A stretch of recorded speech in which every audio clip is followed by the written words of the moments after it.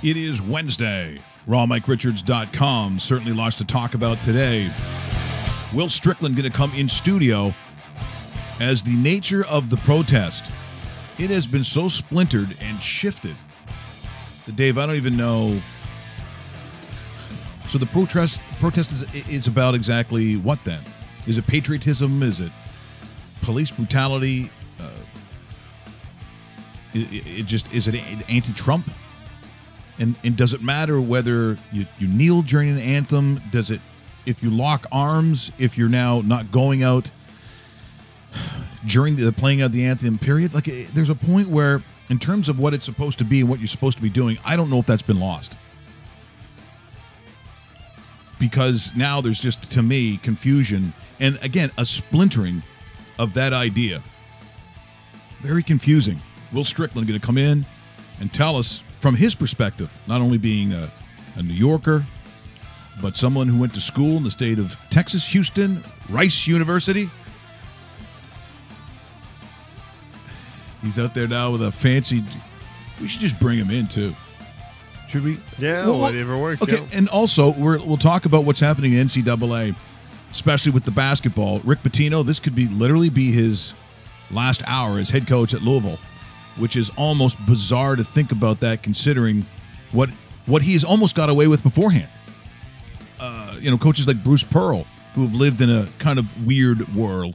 And again, just so you know, a lot of it has to do with the big brands, and it's just so tangled and gray. Maybe we shouldn't be surprised. So we'll bring Will in, but before that, here is Coach Popovich. And you know, Pop, Dave, will say pretty much anything he wants to, but he's never been shy about talking about the issues. So watch Greg Popovich. This is courtesy, once again, of ESPN and property of the National Basketball Association. Coach Pop saying how it is for him. After that, Will Strickland. Our country's an embarrassment in the world. This is an individual who actually thought that when people held arms during the games that they were doing it to honor the flag. That's delusional. Absolutely delusional, but it's what we have to live with. So you got a choice. We can continue to bounce our heads off the wall with his conduct, or we can decide that the institutions of our country are more important, that people are more important, that the decent America that we all thought we had and want is more important, and get down to business at the grassroots level and do what we have to do. I live in this country. I have a right to say and think what I want. It's got nothing to do with, my position. If it helps somebody else think one way or the other about something, great, but the discussion has to take place. It's obviously, race is the elephant in the room, and we all understand that. But unless it is talked about constantly, it's not going to get better. People get bored. Oh, is it that again? They pull in a race card again. Why do we have to talk about that? Well, because it's uncomfortable.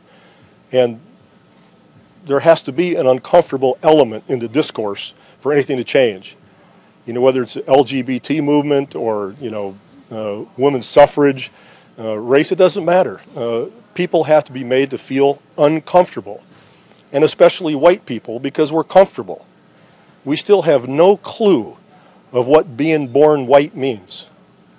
And if you read some of the, recent literature, you'll realize it really is no such thing as whiteness. But we've kind of made it up.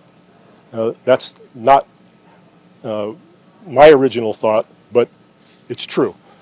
And it's hard to sit down and decide that, yes, it's like you're at the 50-meter mark in a 100-meter dash. And you got that kind of a lead. Yes, because you were born white, you have advantages that are systemically, culturally, psychologically there. And they have been built up and cemented for hundreds of years. But many people can't look at it. It's too difficult. It can't be something that is on their plate on a daily basis. People want to hold their position. People want the status quo. People don't want to give that up. And until it's given up, it's not going to be fixed. That, of course, is Greg Popovich, and Pop speaking his mind, and and very clearly and very distinctly. No gray area really when he talks, but there has been a lot of gray area, and it's been, I think somewhat confusing. I think for Canadians, I think when you're Dave and myself, and you're trying to get some sort of gauge on what this means, what is that shift, and the protest itself. So we thought, well, we got to bring in Will Strickland because now I'm just lost.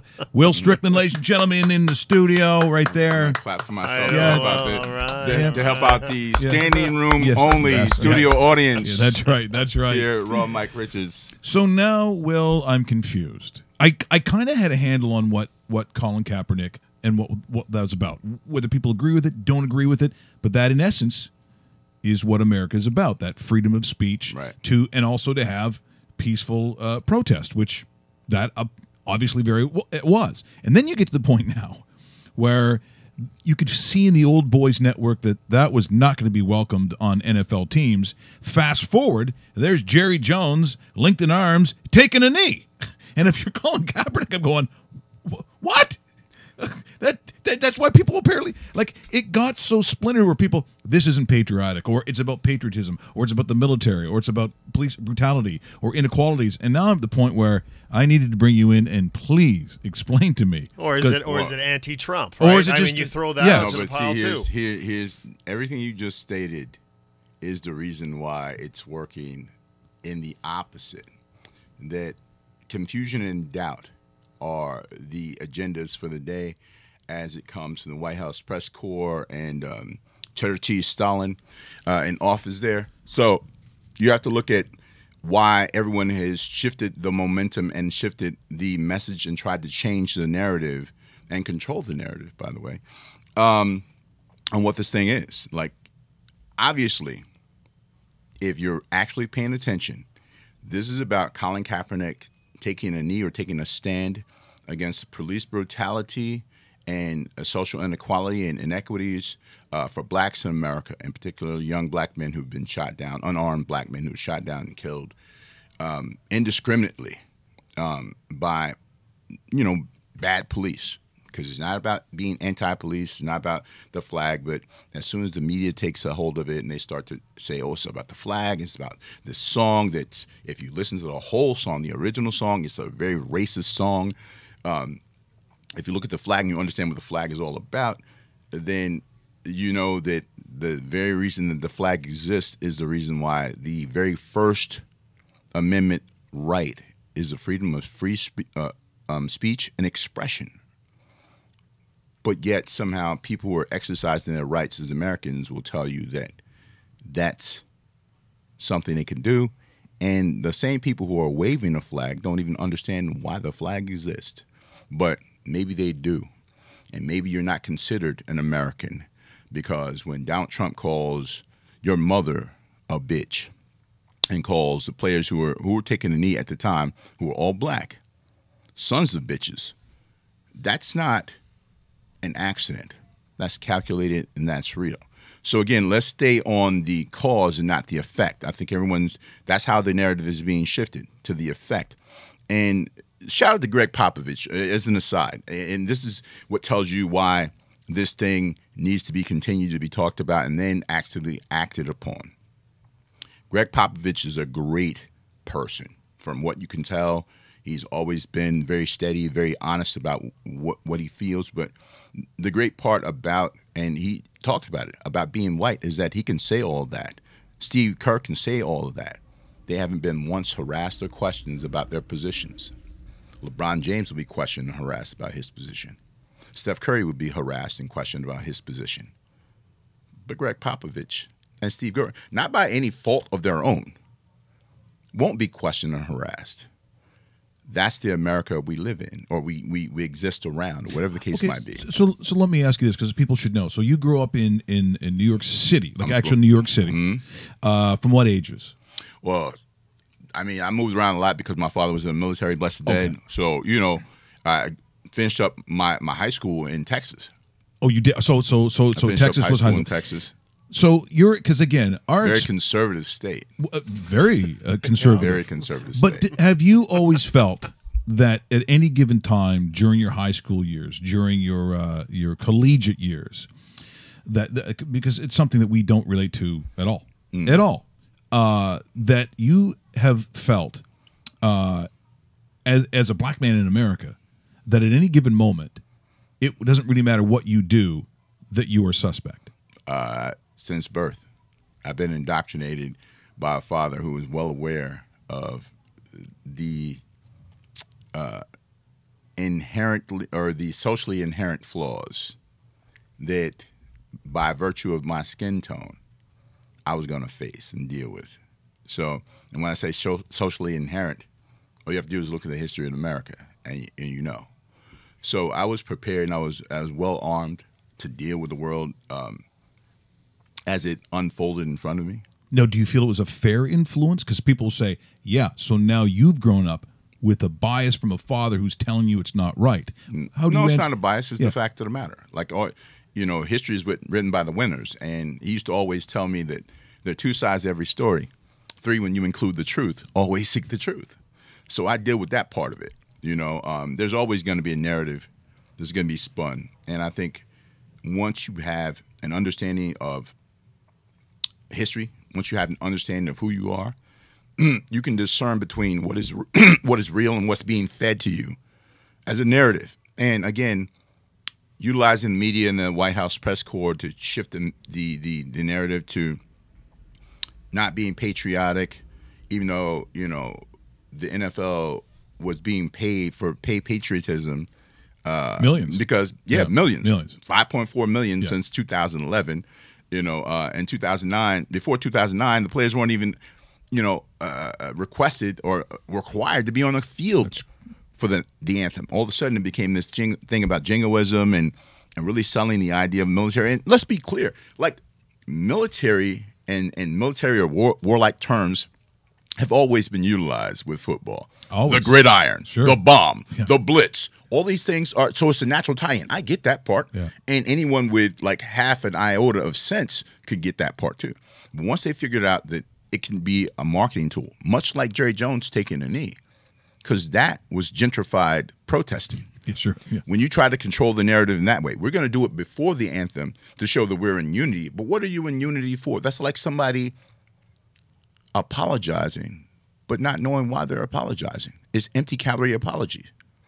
So let's be clear. That was marketing. That was protecting the shield. That was, okay, because there's Zeke and Dak go out here and put their knees down, and I can't ass bet. That's what we call it in the hood. You put your ass on the line. If you make a bet and you don't follow through, it's an ass bet. You can't say you're going to suspend or get rid of those guys if they go out there and do that. Yeah. So he has to. What is more important to Jerry? That money. That money. He doesn't care. He's going to take a tough stand. But if these guys go out there and they get on their knees, is he going to suspend or get rid of Ezekiel Elliott? Is he going to get rid of Dak Prescott? Never. No. We know this.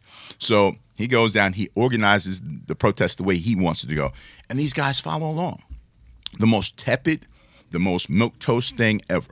So everyone's caught up in the so-called unity of it, but what are you unifying for? Okay, so do you think then, because I felt the same, like soon as, and Dave and I talked about this yesterday, and maybe since that time, when I saw Jerry taking a knee, I thought, oh, okay, well, it is, it's now, whatever the message was, this is a cheat. This is a cheat. But especially the looking around for the camera while he was, of course, while he was I'm saying, make sure you get some black guys in there. Make sure you get some black guys in there. And I'm thinking, okay, is there then a backlash from community, and let's say from the black community, going, why'd you do that with him? But that's a tough call because that's their jobs, man. I mean, a lot of people are, and you again, you have to keep in mind. I said this in another interview earlier this week that. There are levels to protest. Rosa Parks did one thing. Not everyone can sit in the white section on the bus and then make that their protest as well. So how many people can take a knee and make it have impact? Over time, you have to do other things to elevate the conversation and change the comfort level of the people who are making those decisions. So when they come in and they try to control the comfort level, like, okay, kneel now, and that's okay with us. And then, okay, we did this together with you this week, but next week, let's get back to football. Those people who lost their lives don't get their lives back. There's no rewind, no reset, you can't press a button and make them come back to life.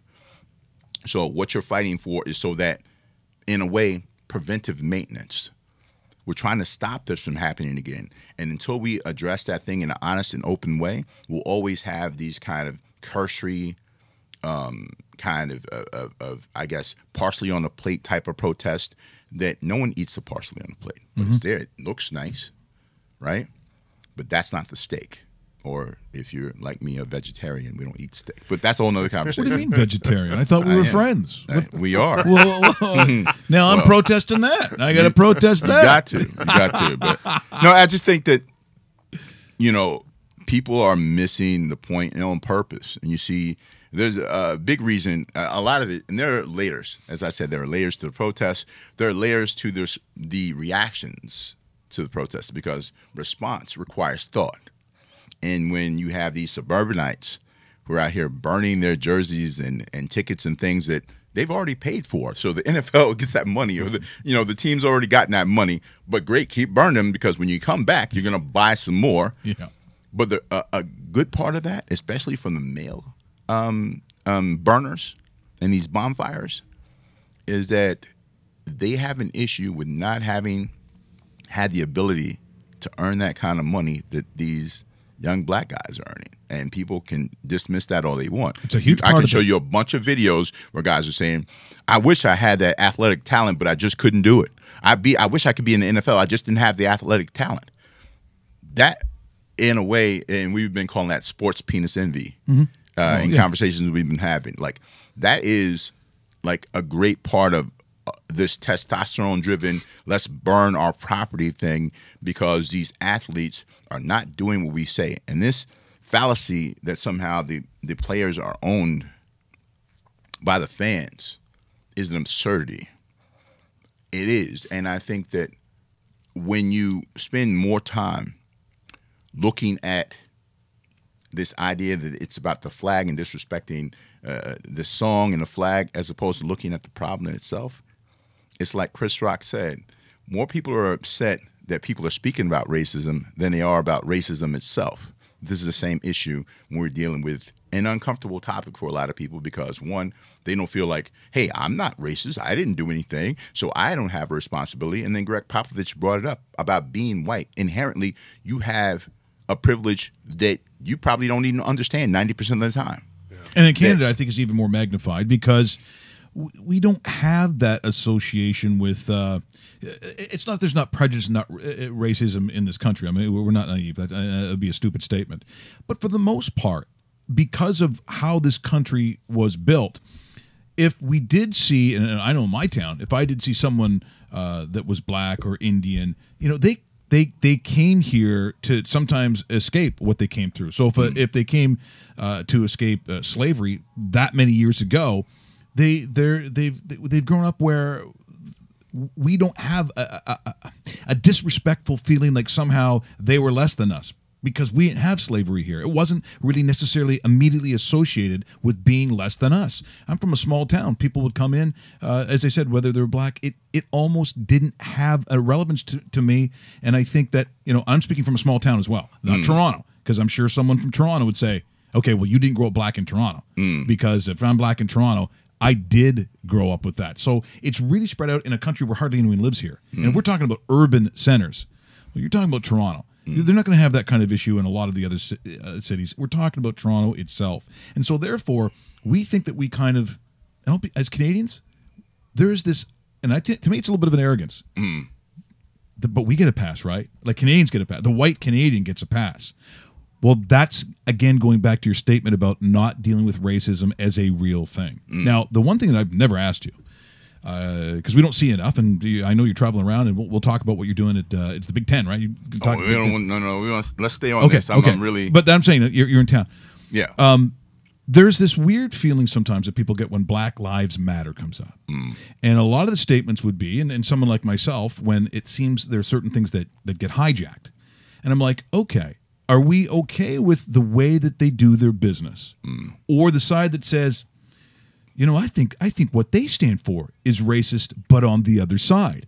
And so when you start talking in those terms, it's like, the racism gets thrown around so much that maybe by definition, are we missing the point? Absolutely, because black people can't be racist by definition. We can be bigoted and prejudiced all day. We cannot be racist. We don't have the ability to stop you from living where you want to live. We cannot enact laws that stop you from having certain jobs or going to certain schools. We don't zone off areas. We don't gentrify areas like they gentrified the protests with Jerry Jones and the Cowboys. We can't do that. We don't have that power. Racism is about power and influence more than anything else, and how you wield that power and influence to change someone else's narrative and change the way they live. So we don't have that power. So again, I think people throw around words very casually and they say, well, that's reverse racism. I don't know what that is. That does not exist. Just like I wrote this article for Breast Basketball last year called Equality. And I remember my son during Black History Month one year, he was little, he goes, Gaga, you know, what's this? And why is Black History Month so short? And he goes, Gaga, what's equality? And I told him, I couldn't answer the question at the time. I still haven't answered his question because I've never seen it. So what does it look like? And because I don't know what it looks like, this is one of those is more about the journey than the destination part.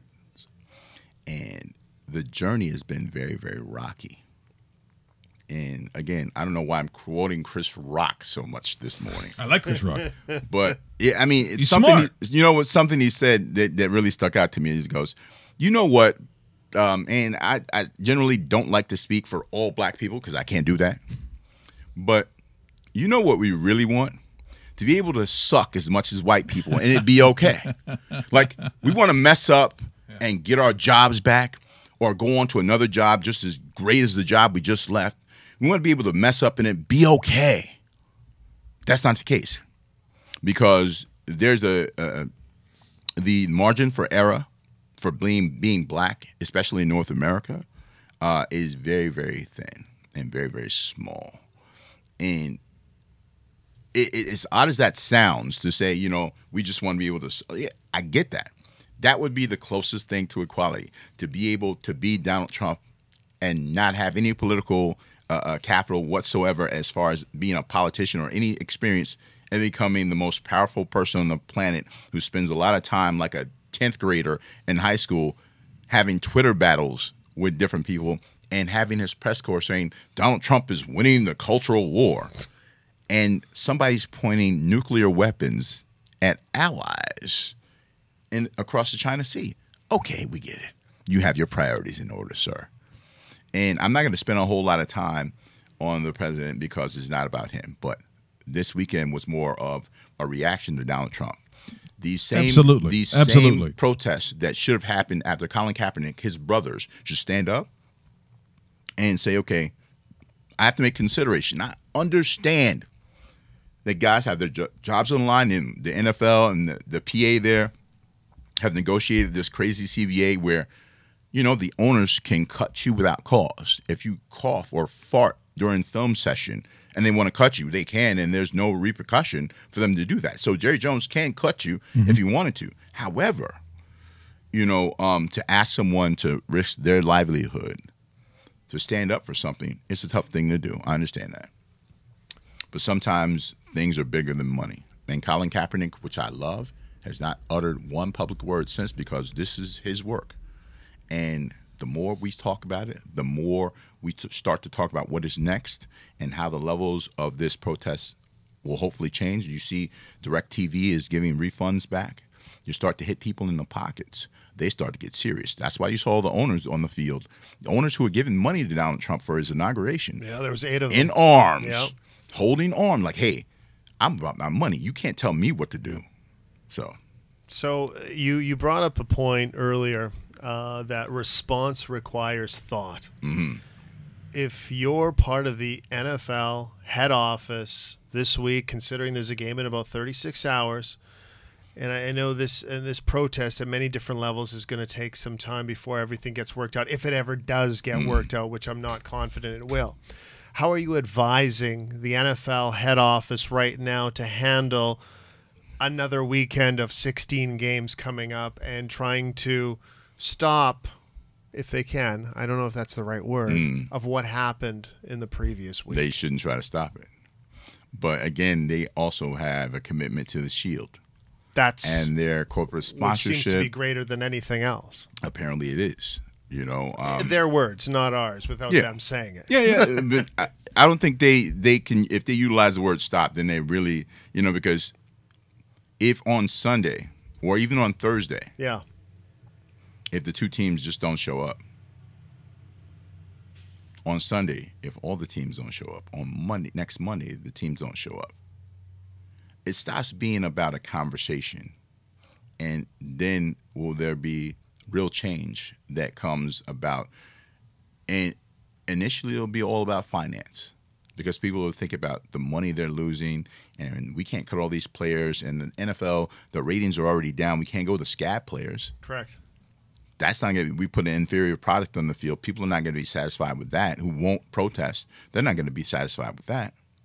So more confusion will come up. I expect that these protests will continue to go on, whether you come out on the field or not.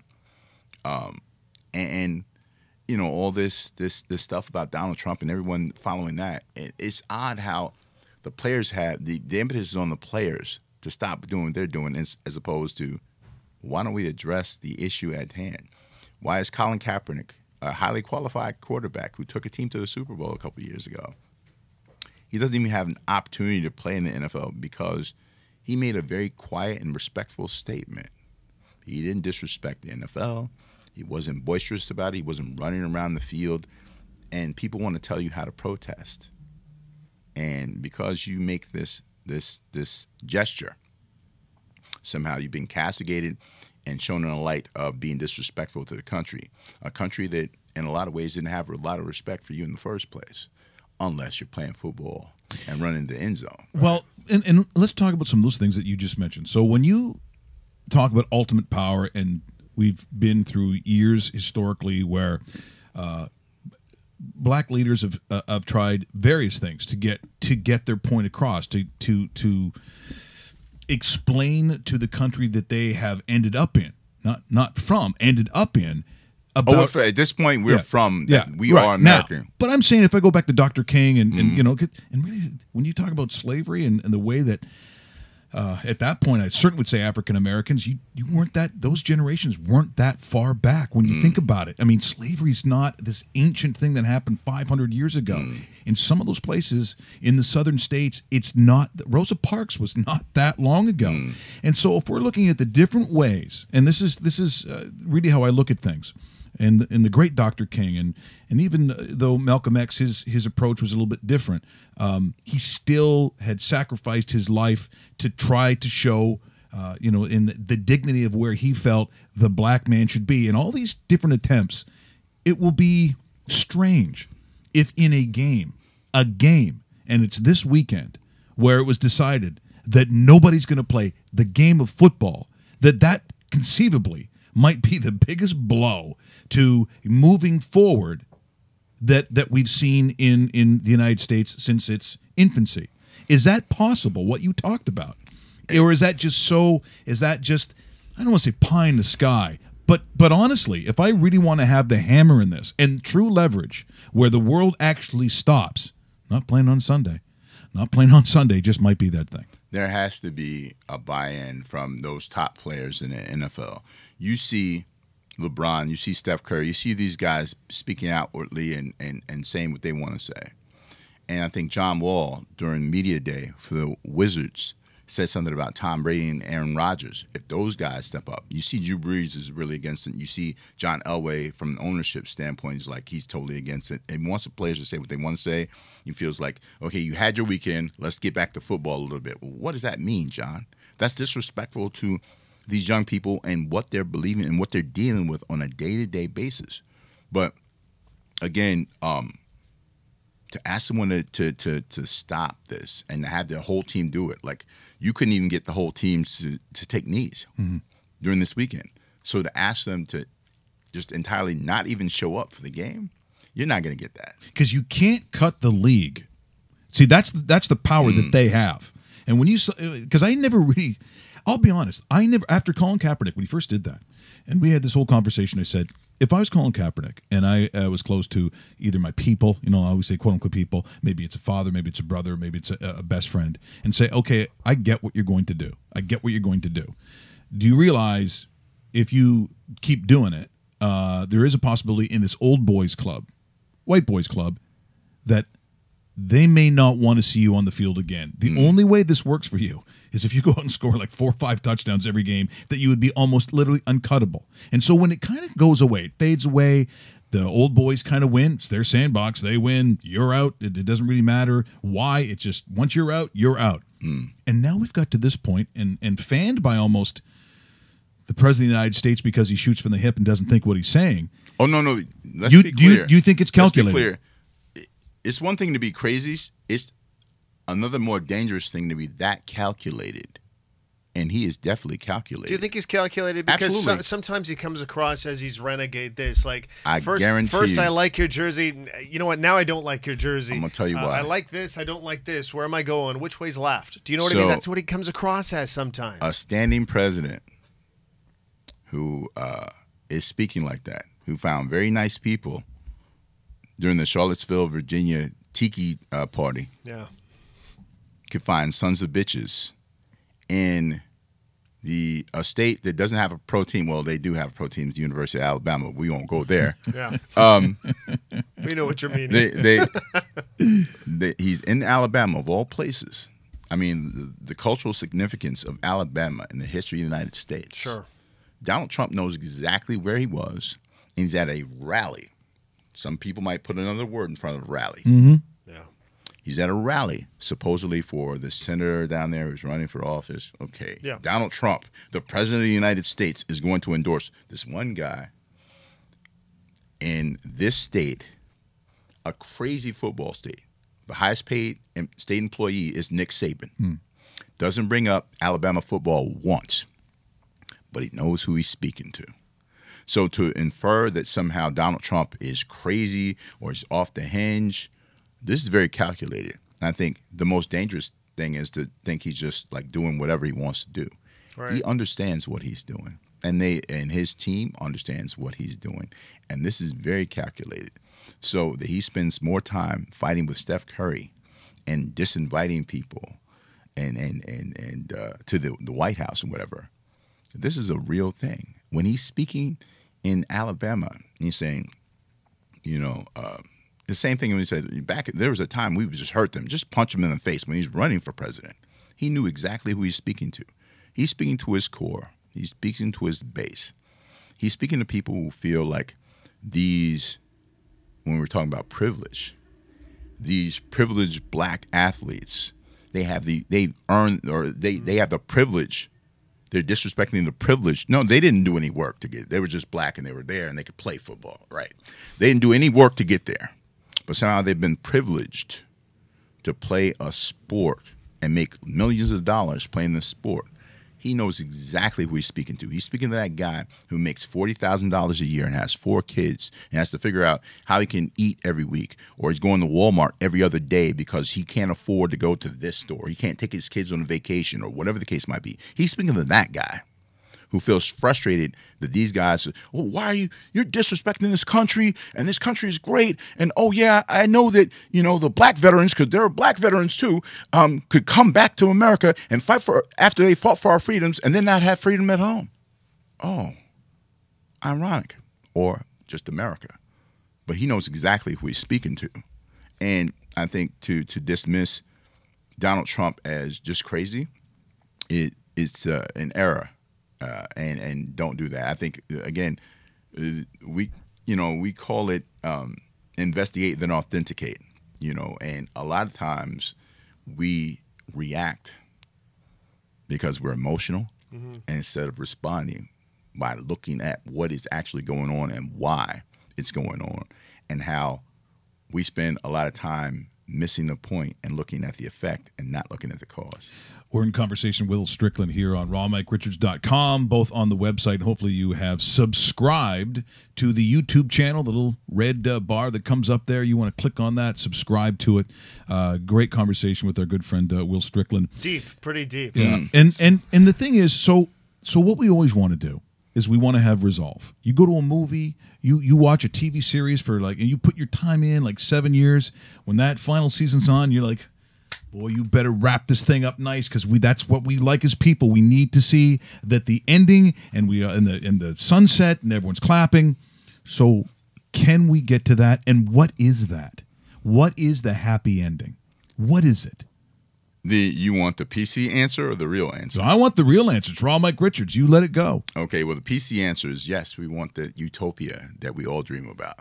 The reality is, if people are still fighting like this, just because America is browning at a rapid rate and they feel disenfranchised in some shape, form, or fashion, that somehow their rights and their land has been taken away from the land they stole in the first place, but that's a whole nother conversation too, then we're always going to have these conflicts.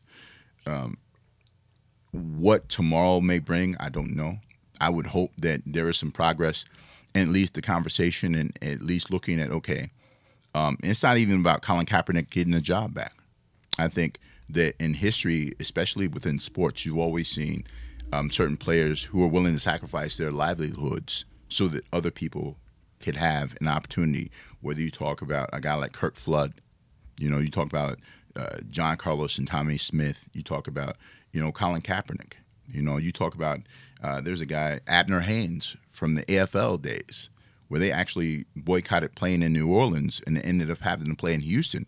This was a great part of why the AFL became a part of the NFL too, because these black players were like, we can't play here, we're not going to play the game. The 1964 NBA All-Star game, they pressed the owners in the league, said we're not going to play, because it was Bill Russell and Oscar Robertson and Bob Cousy and the guys like that were like, we're not going to play. And because they didn't play, it changed the way we looked at NBA. So are there things that can happen the next couple of weeks? Absolutely. Will they change anything? I hope. That's all we can hold on to is hope. And well, there has to be. It has to be something like, because I could care less whether Colin Kaepernick plays another down of football. And if I'm him, that should be his mindset too, because what he has started truly is what maybe God has given him, and maybe that is his role. Calling, yeah. That might be the calling, and that's what happens to people. That's how life is. And so maybe to me, my happy ending, my resolve is that maybe there's a young kid who finishes school in whatever state it is, or it could be in Illinois, or it could be in Iowa, and he's walking down the street and a police car goes by and they don't think anything of it. Right. Maybe that's in both directions. Yeah, in both directions. And maybe that's what I'm looking for. That would be ideal, but I'm a fan of The Wire. I'm a fan of The Wire. Oh yeah. The greatest television show ever made. Yeah. And they went through all those seasons, and at the end of it, Jimmy McNulty, who was like, even though there wasn't one central character, he was really character driven. He was like one of the most visible. And it was still, I would say it was Jimmy. Yeah. I would too. Sure. But you look at Jimmy, at the end of it, for all he did, nothing worked out the way he wanted it to. And all the people that were originally the players, the young kids who went through the education system, end up taking up the roles of people who are gone. Michael becomes Omar. Dookie becomes Bubs. Like, the cycle repeats itself. Right. And in those communities where you don't, where you either gentrify and move them out and put them in another place to do the same things, or bring resources and jobs and opportunity and hope to those areas, you're going to continue to have this recidivism rate, the preps to prison programs and things of this nature, the mass incarceration, all these things are going to be a part of the lifeblood of these communities, which is, when I say lifeblood, that's a scary phrase to use. But that's part of what happens in The Wire. Like, he did all this stuff, and the world still keeps moving. Mm-hmm. So no matter what we do, no matter how hard we fight, the sun is, even though the sun never goes down, the sun is going to come up, and the world is going to rotate the way it rotates, whether we like it or not. And my hope is that, there is some real effort given to making real change. Not only football is just a platform. Sports is just a platform. And as LeBron James was saying, like, sport is the great equalizer. You know, it's a thing that brings us together. If you can do the job, you can do the job no matter what you look like. But to try and take that thing that's always been a unifier and tear that apart and then say that these guys are not patriotic when they're actually doing the most patriotic thing you can do, you know, I'm hoping we have a better understanding of words, because words have meanings and these meanings form a mentality. And after a while, you start to see people who protest are now complainers as opposed to people who are exercising their First Amendment rights. Well, what do you say to people?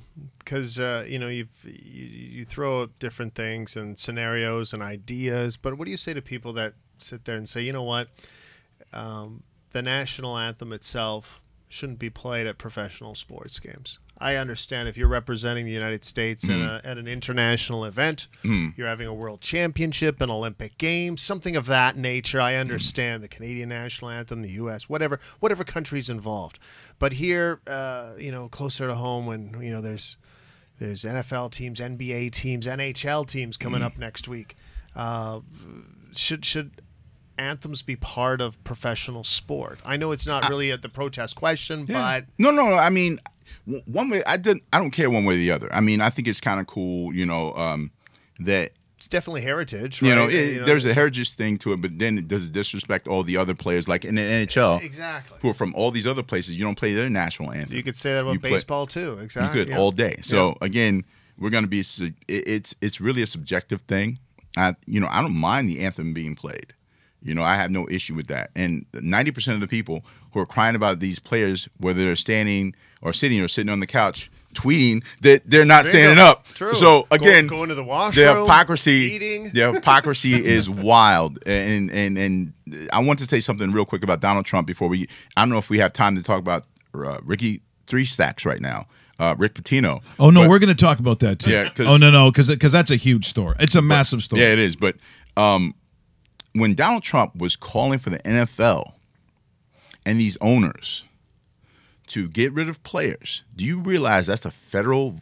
That's actually a criminal case.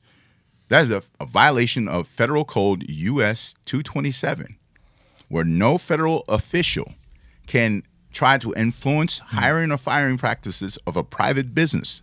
That is an offense that he could be charged for. Don't mess with Will. Did you see that? About my business. Don't mess with Will Strickland, man. I'm telling you, that's you're in for a long and bitter time. Look, there's the show could be 3 hours long if we wanted it to be.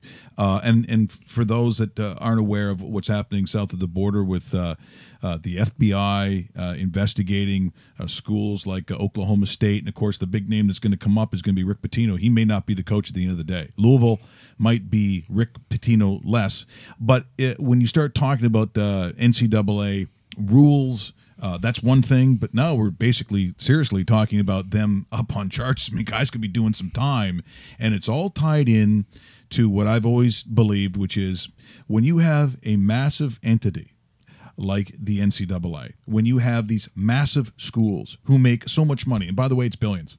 It is billions of dollars. And you expect that the student athlete, who, by the way, gets zero, and before you say, yeah, but his school is paid for, I've said for years, I wrote it in my book, that these guys, you've got to pay them. You can't have this massive inequality, because basically what's going to happen is human nature. You're going to figure some stuff out.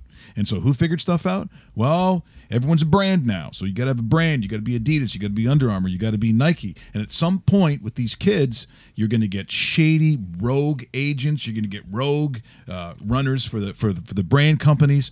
And at the end of the day, it has created this mess, which nobody, by the way, should be surprised at any of this. And some of the names that came up, Rick Pitino's, he's dodged a couple bullets. He's not dodging this one. Even a Bruce Pearl, I think, probably. There's going to be a lot of these guys, and you can no longer use, even though a lot of assistant coaches' names are going to come up, as a coach. And I think a lot of it was spurred on after the mess at Penn State with Joe Paterno. I can no longer say to you, I didn't know this was going on. Right. That's not going to be an answer. Rick says that a lot.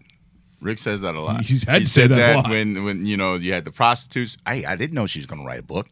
He doesn't know a whole lot when it comes down to what's going on with his program. And normally, what the NCAA does with a coach or a program that is has a lot of I don't knows, they tend to slap a charge on them and talk about the lack of institutional control.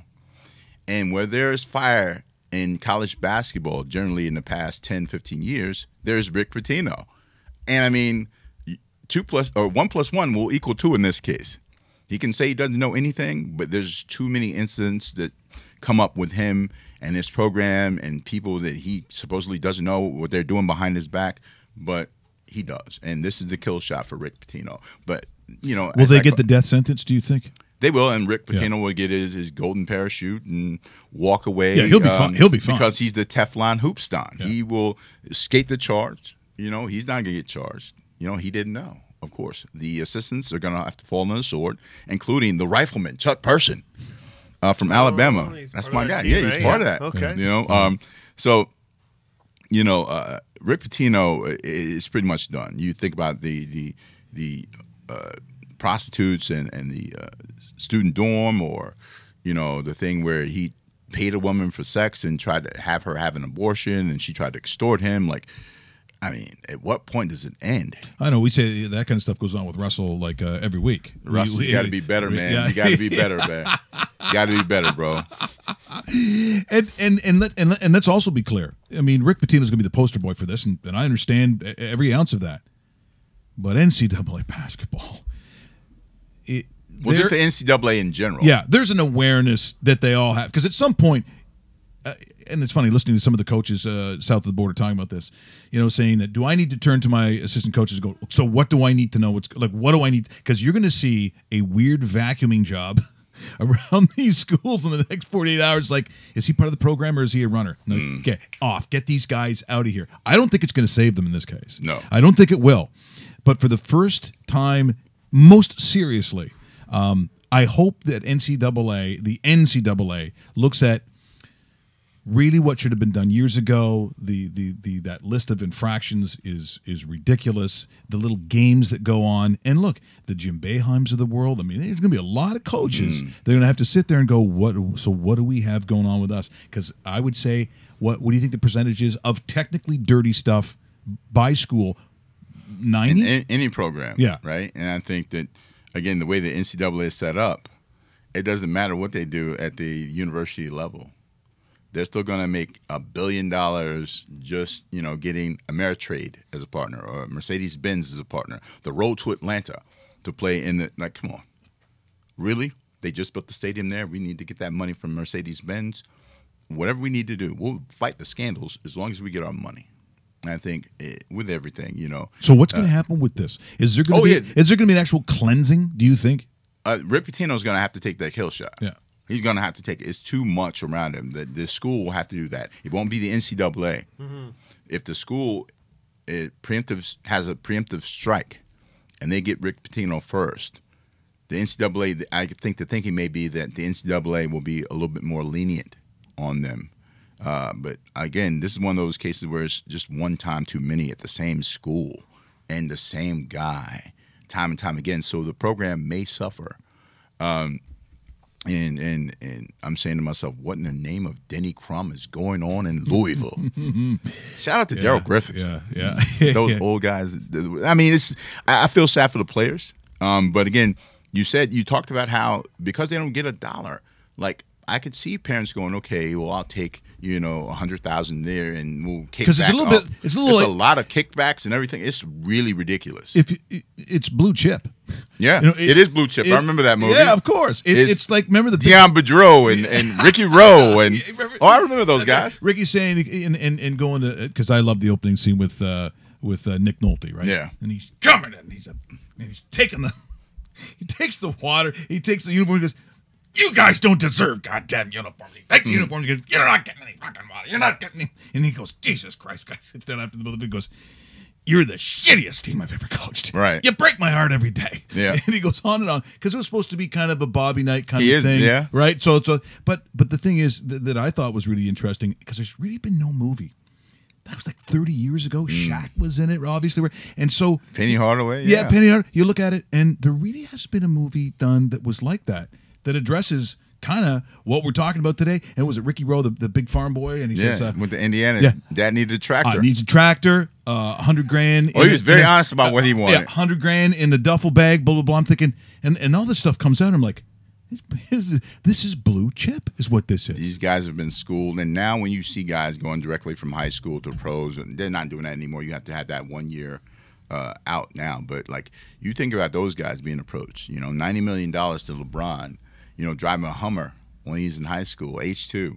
While he's in high school. I'm not saying he got paid, but I mean his mother didn't have that money to buy that H2. We know better. And eventually it was just about like, okay, we want ours too.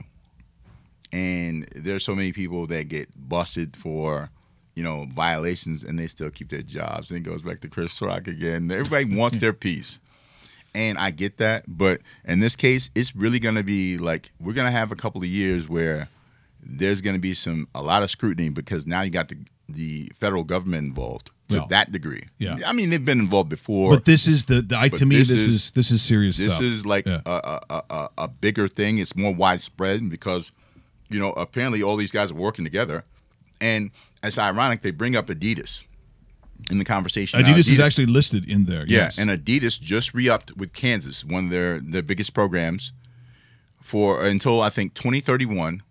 Another $191 million over the next 14 years to have Kansas in Adidas gear. And guess how much those kids get? Well, it goes back to rhyming with Schnero.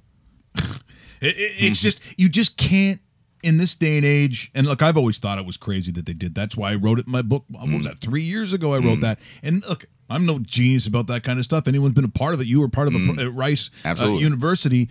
The one thing over the years in talking to mostly like CFL guys who went to big time football programs, so I'm talking like Ohio State, I'm talking UT, I'm talking all the big programs.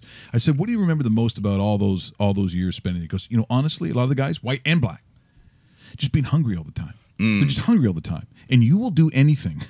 At that age, when you got to fill a body at that size, I mean, you're not a tiny guy, but if you're playing football and the guy down the street says, "Look, after every game, have some pizza, have some free pizza." Well, but you're not thinking about it in a way that you can lose your scholarship. No, you're hungry. You're just trying to get something to eat. You're a kid. Remember, these are kids. When Shabazz Napier said that during the NCAA tournament, and they actually won that year. University of Connecticut won the championship that year. Yeah. He goes, "Yeah, you know what? I guess I won't be hungry anymore," because he knew he was going to get to the NBA. And like for him to make that revelation about one of the top Nike schools for basketball is UConn, like they get lots of support and lots of money. They have lots of great players who went there, from Ray Allen, and Donnell Marshall and guys like that who played there at Connecticut. And to have this guy who was the most prominent player on their team say, "You know what?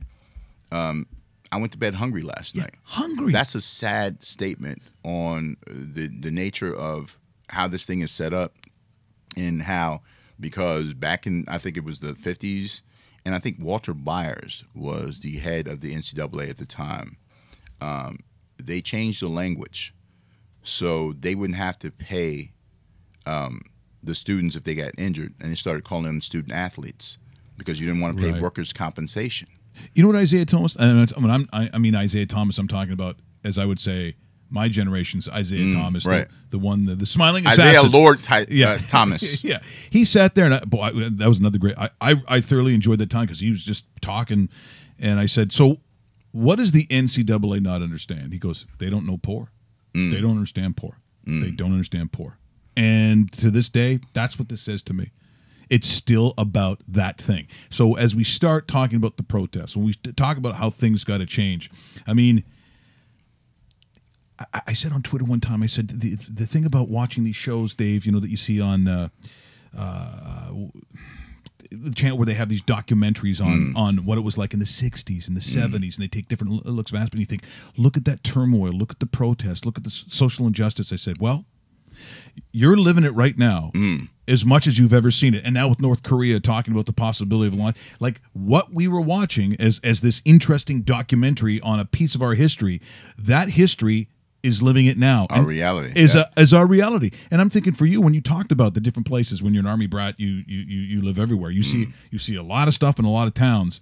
And it's a little sad to think that maybe, just maybe, we've gone no further.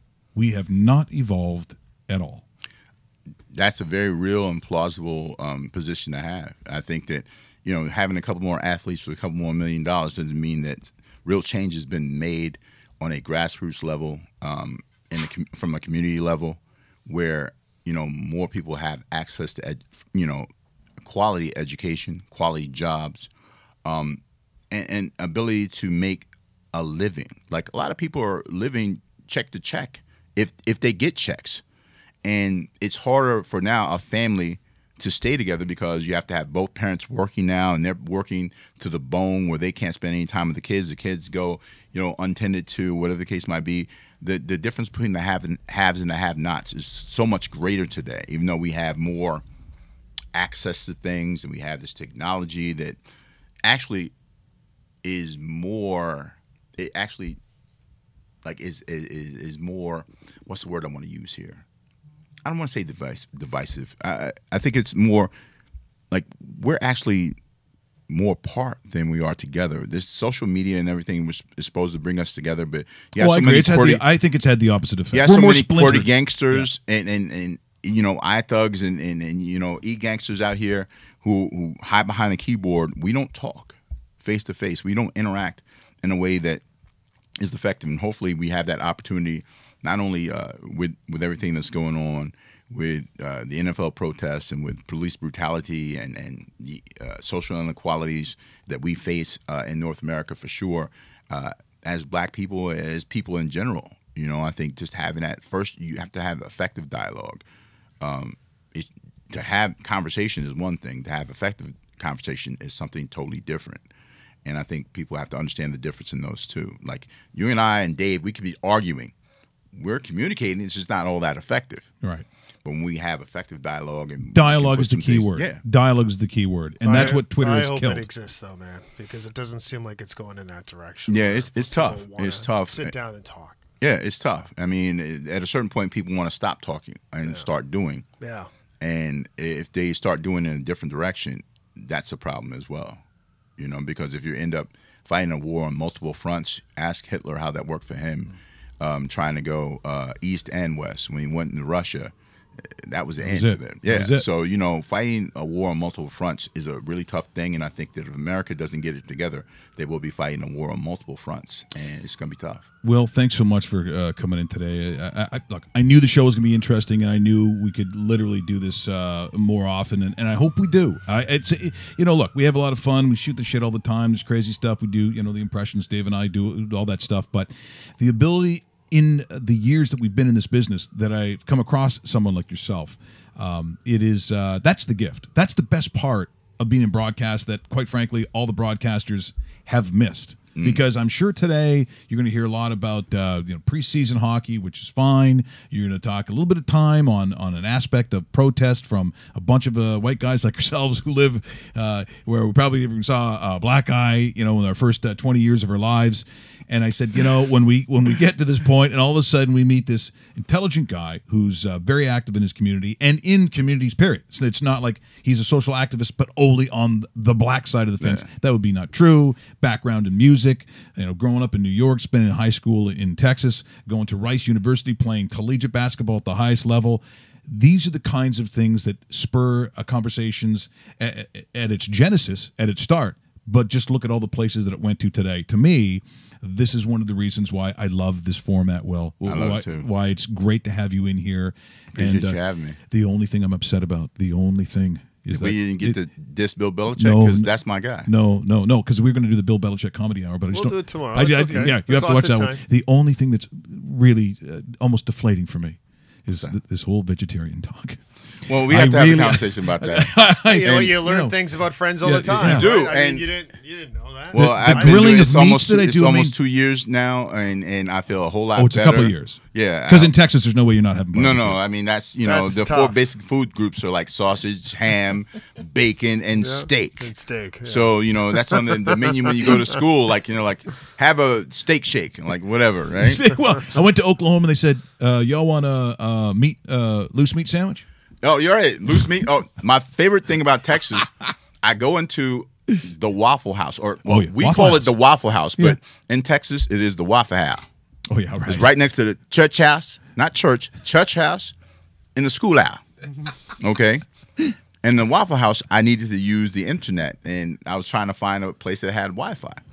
And I go in, I say, "Sir, do you guys have the internet?" And he goes, "Oh yeah, man, we got the Wi-Fi."